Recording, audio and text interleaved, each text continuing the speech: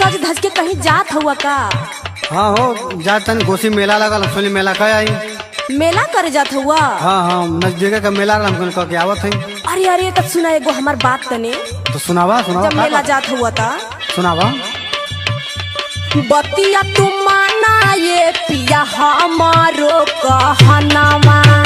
माने ना। हाँ सुना।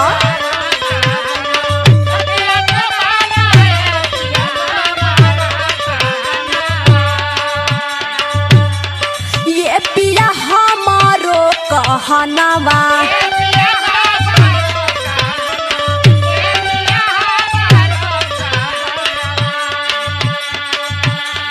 बाबू के ले आई है राजा हो, बाबू के ले आई है राजा हो, मेला से झूना झूनावा।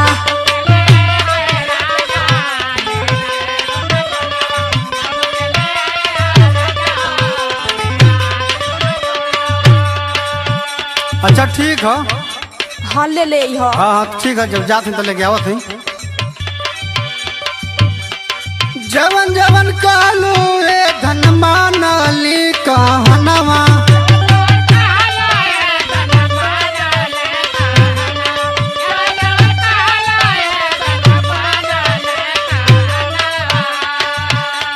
ये धन मानली कहनवा।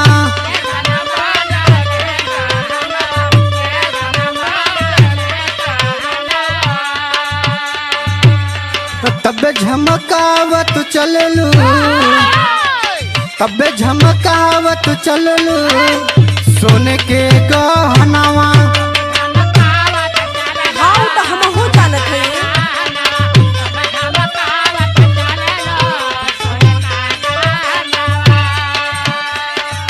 सुनो सुनावा। अरे ढेर ना मांगत है वो, तू कहाँ पहुँच गईला एकदम से? हाँ तो कहा कहत सुनो सुनावा। ढेर ना मंगाई बाये पिया दुई गो सामानिया। अच्छा अच्छा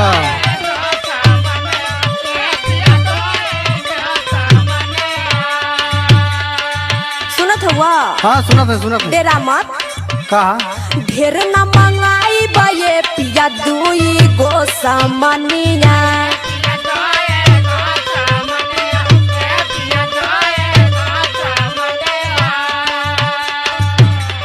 गरम में चटोहिया जिलेबिया।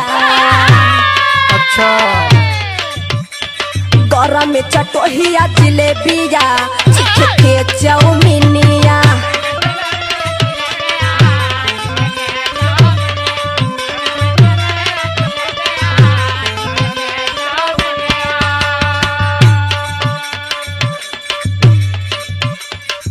इतने तो मांगत है ले ले हो। और जब ठीक है सुना। जवन कुल कालू ए रानी हाउ ए धियनवा।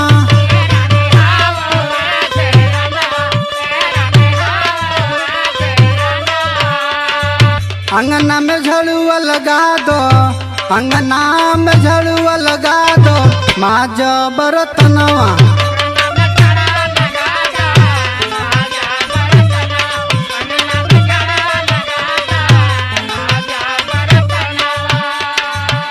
अरे वो कुछ तो हम करबे करब हो। अच्छा अच्छा लेकिन कुछ लिया बा तब ना। हाँ हाँ लिया ही।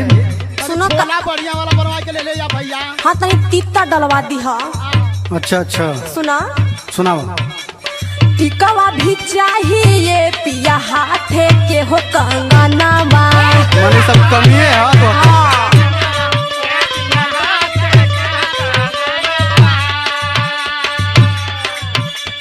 टिकवा भी चाहिए पिया हाथे के कंगनवा।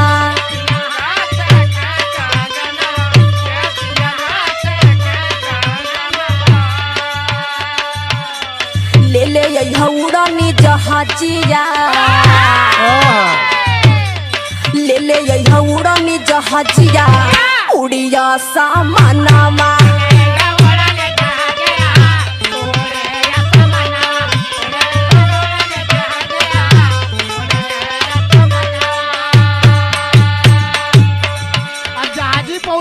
तू? हाँ ले ले। अच्छा ठीक बा।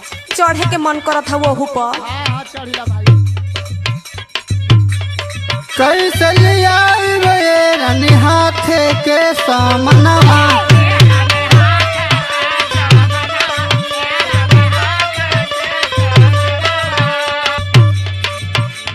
महंगू सनातन जे पूछिए महंगू सनातन जे पूछिए करब का बहनवा